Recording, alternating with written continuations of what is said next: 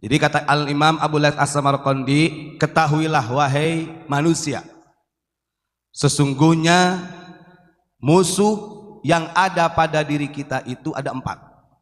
Musuh itu ada 4. Iblis menjawab, ada 15 golongan umatmu yang menjadi musuhku. Al-awwal anta ya Muhammad. Yang paling pertama musuhku adalah engkau Muhammad, kata iblis. Itu ada kata Nabi Muhammad bin Rahman Rahim, ditapoi iblis. Di depannya langsung begitu.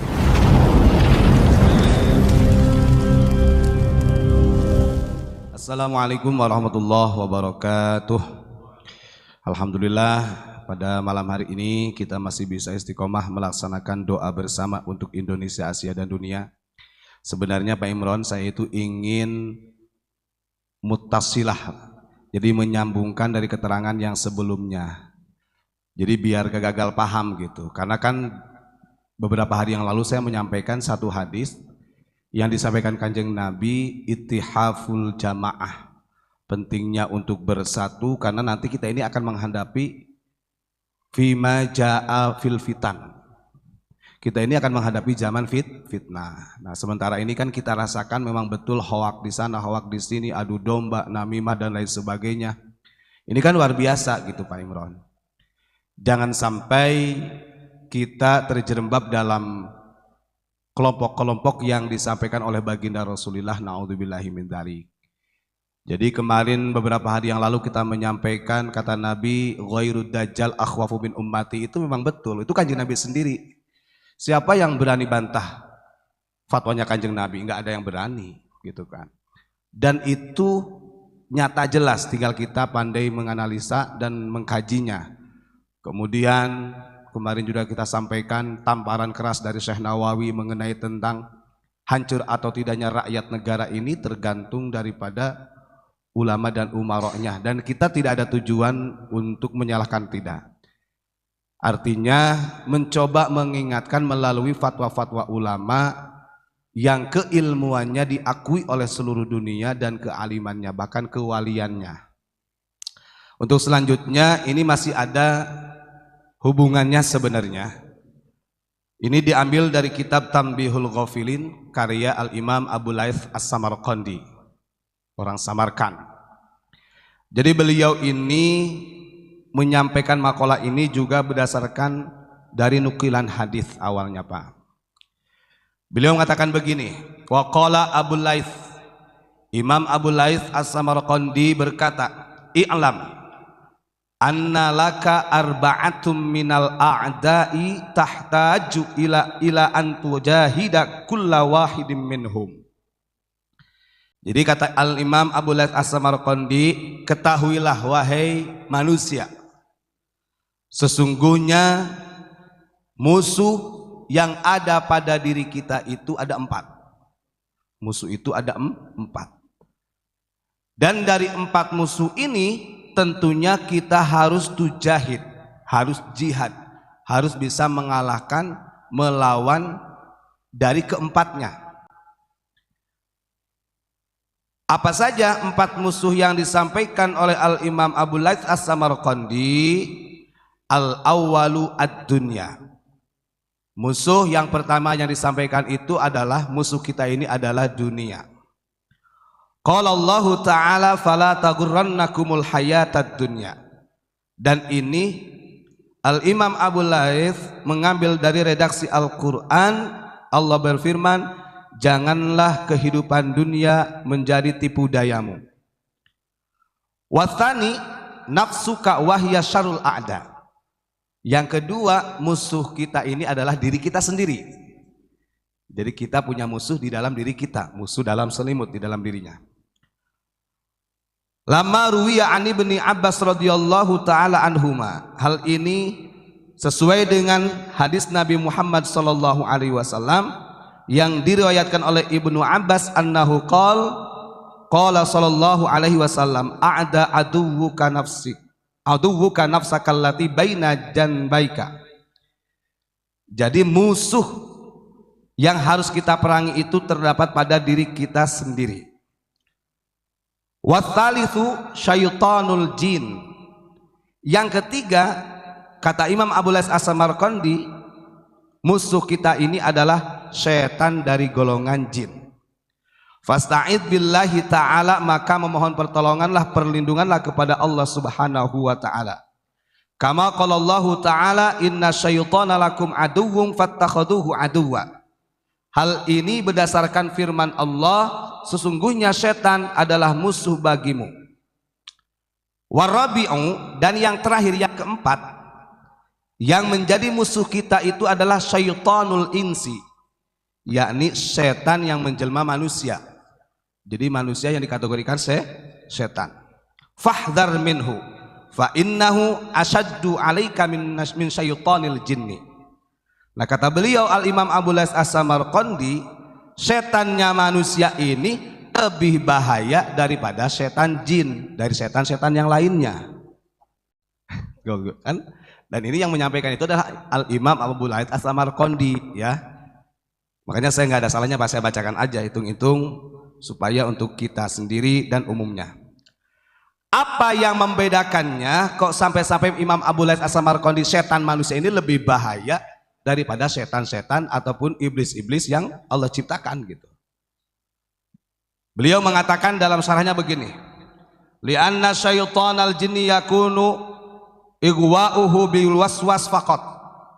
Kalau setan atau setan jin itu menggoda manusia, menyesatkannya itu melalui bisikan, melalui waswas. Waswas itu suara kretek yang ada di dalam diri, artinya tanpa ada sentuhan secara kasat. Wa amma syaitanul insi fabali mu'ayinah wal muwajahah wal i'anah. Nah ini makanya pantesan kalau berat. Sementara setannya manusia itu berhadapan dengan kita, bisa bertransaksi dengan kita, bergaul dengan kita. Bungkelekan, cek orang Sunda mah bungkelekan Pak Imron. Kalau kata Jawanya nggak tahu apa namanya. Bungkelekan itu jadi menjelma gitu. Nah itu yang menjadikan apa? Membo. Terus kemudian bagaimana? Nah beliau juga di bawahnya, dari 4 musuh yang berat kita hadapi, kita kalahkan itu adalah asyadu tadi, yakni musuhnya itu adalah setan dari golongan manusia. Makanya kadang-kadang begini, kadang-kadang kalau orang-orang yang pangkatnya para wali-wali Allah, kadang-kadang memang bahasanya agak kasar. Kalau melihat manusia kadang-kadang nyeletuk gitu Pak, wah setan kamu, iblis kamu. Nah ini sebenarnya karena memang tergambarkan oleh orang-orang dengan Allah itu. Makanya pantas kata Syekh Ismail, manusia ini terbagi beberapa golongan pantas. Jadi ada yang maluh satu, itu karena memang jelmaan daripada syaitan. Na'udzubillahi min dzalik. Terus di sini pernah, karena di zaman Kanjeng Nabi Pak, setan itu masih bisa menjelma, iblis itu Pak. Ini iblis yang asli iblis itu maksudnya. Di sini disampaikan juga dalam syarahnya, wa dzukira an Wahb bin Manbah annahu Allah Ta'ala iblis ayatiya Muhammadan alaihi salatu wassalam wa yujibuhu an kulli ma yas'aluhu.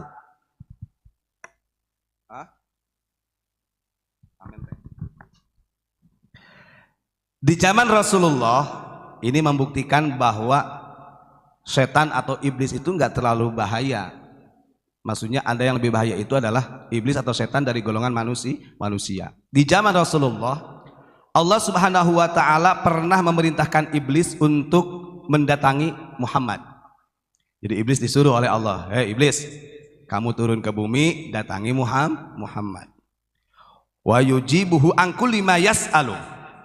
Pokoknya kalau nanti Muhammad itu tanya apa saja kepadamu, jawab. Pokoknya sekarangmu jawablah gitu.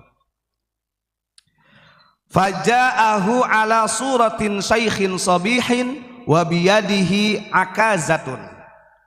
Akhirnya iblis itu karena diperintahkan Allah turun ke bumi dan dia menjelma sebagai orang tua yang wajahnya masih bersih Pak, sobih. Jadi tua tapi bersih, segar, bening. Wa biyadihi akazah, tapi di tangannya itu sambil memegang tongkat karena menunjukkan orang tua. Dan hebatnya lagi itu Pak, menjelma di depan Nabi Muhammad dan sahabat itu Pak. Terus kemudian faqala alaihi salatu wassalam, man anta? Qala ana iblis. Kemudian kata Nabi Muhammad, siapa engkau? Akhirnya orang tersebut yang menjelma sebagai orang tua itu menjawab, qala ana iblis. Saya ini iblis. Qala limadza ji'ta? Terus apa tujuanmu datang ke sini? Qala innallaha amarani an atiyaka wa ujibaka an kulli ma sa'altani. Terus kata iblis, saya diperintahkan oleh Allah untuk datang kepadamu dan menjawab semua pertanyaanmu. Faqala alaihi salatu wassalam, ya iblis, kam a'da'uka min ummati. Nah, terus kemudian Rasulullah bertanya kepada iblis, wahai iblis, ada berapa banyak musuhmu dari golongan umatku ini? Kemudian qala khamsata asyar. Iblis menjawab, ada 15 golongan umatmu yang menjadi musuhku. Al-awwal anta ya Muhammad. Yang paling pertama musuhku adalah engkau Muhammad, kata iblis. Itu ada kata Nabi Muhammad enggak Rahman Rahim, ditapoi iblis. Di depannya langsung begitu. Terus kemudian wathani imamun adilun. Nah, makanya ini kaitannya mutasilan kemarin dengan kenapa negara ini tidak akan pernah hancur kecuali di tangan ulama dan umara'in ini Pak. Karena di bawahnya Nabi Muhammad ini adalah para ulama, para imam yang adil, yang menjadi musuh iblis yang kedua ibaratnya setelah Nabi Muhammad. Maka kalau ketika orang itu menjadi ulama, jadi umara, bisikan iblis setannya luar biasa. Mending ada juga bukan bisikan lagi, yang langsung muwajahah, berhadapan langsung, minasyaitonil insi. Nah ini kan ada hubungan dengan yang kemarin disampaikan. Terus wasalisu ghaniyyin mutawaddi'. Dan yang ketiganya itu adalah orang yang kaya tapi dia tawadu. Nah ini kalau dibaca semua panjang Pak. Jadi intinya kenapa saya bacakan ini masih ada hubungan dengan kemarin. Dan ini kalau dikaitkan yang dikatakan dengan min zumratis syaitonil jin, golongan setan jin atau setan manusia ini ya yang disebutkan ghairud dajjal akhwafu min ummati, kata Nabi. Mereka itulah yang nantinya akan lebih berbahaya daripada dajjal. Nah itu aja Pak Imran, cukup Pak Imran. Ini menukil dari kitab Tanbihul Ghafilin yang dikarang oleh Al-Imam Abu Laits As-Samarqandi. Terima kasih. Assalamualaikum warahmatullahi wabarakatuh.